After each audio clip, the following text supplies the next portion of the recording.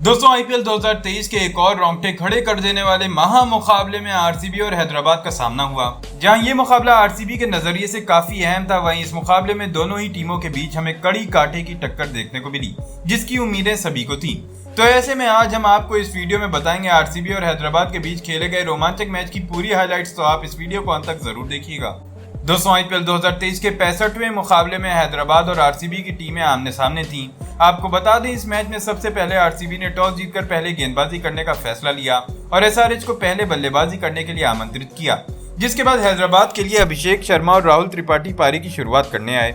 शुरू में तो इन दोनों ही बल्लेबाजों ने संभल कर बल्लेबाजी की और धीरे धीरे पारी को आगे बढ़ाया, लेकिन चौथे ओवर में माइकल ब्रेसवेल ने हैदराबाद को दो बड़े झटके दे दिए। जहां पहले तो ब्रेसवेल ने चौथे ओवर की पहली गेंद पर अभिषेक शर्मा को आउट किया। आपको बता दें, अभिषेक शर्मा ने एसआरएच के लिए 11 रन बनाए।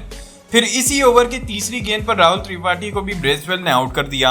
आपको बता दें, त्रिपाठी ने 15 रन बनाए, लेकिन उसके बाद एडन मार्करम और हेनरिक क्लासे ने हैदराबाद की पारी को संभाला और एक साझेदारी बनानी शुरू कर दी।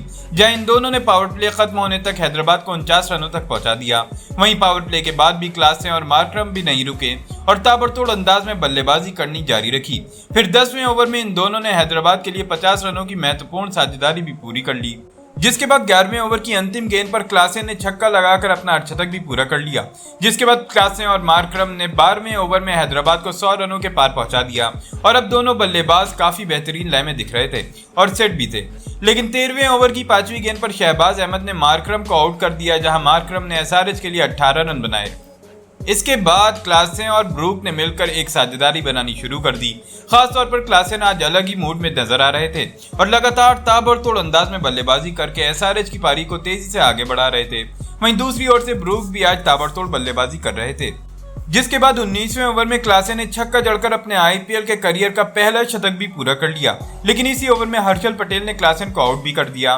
क्लासे ने 104 रनों की शानदार पारी खेली और क्लासे की इसी पारी की वजह से हैदराबाद ने 20 ओवरों में 186 रन बनाए। जिसके बाद आरसीबी की टीम इस लक्ष्य का पीछा करने मैदान पर उतरी। आरसीबी के लिए विराट कोहली और फैफ डु प्लेसिस पारी की शुरुआत करने आए, जहां इन दोनों पर जिम्मेदारी थी कि यह दोनों आरसीबी की टीम को एक शानदार शुरुआत दिलाएं और विराट कोहली ने किया भी कुछ ऐसा ही। जहां कोहली ने पहली 2 गेंदों पर 2 चौके लगाकर आरसीबी को एक बेहतरीन शुरुआत दिलाई।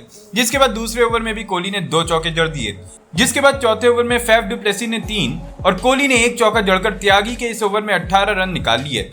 हालांकि इस ओवर में फिलिप्स ने डु प्लेसिस का कैच भी छोड़ दिया, जो कि हैदराबाद के लिए काफी भारी पड़ने वाला था। जी हां दोस्तों, जिसके बाद डु प्लेसिस ने 5वें ओवर की पहली गेंद पर छक्का लगाकर आरसीबी के 50 रनों को पार पहुंचा दिया और अब कहीं ना कहीं कोहली और फैफ की ये साझेदारी हैदराबाद के लिए काफी खतरनाक दिख रही थी और इन दोनों की इसी बल्लेबाजी की वजह से आरसीबी ने पावर प्ले में 64 रन बना लिए बिना कोई विकेट गंवाए।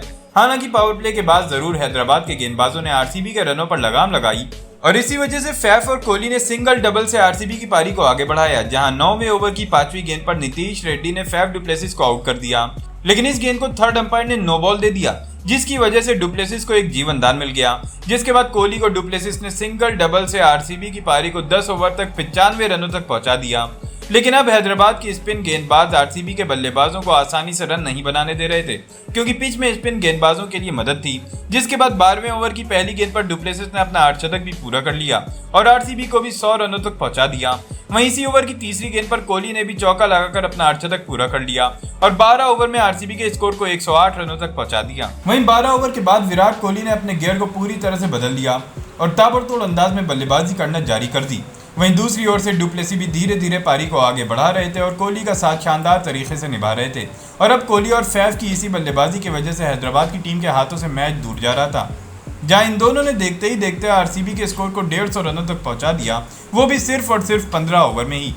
जिसके बाद अब आरसीबी की टीम को अंतिम 5 ओवरों में 37 रनों की जरूरत थी।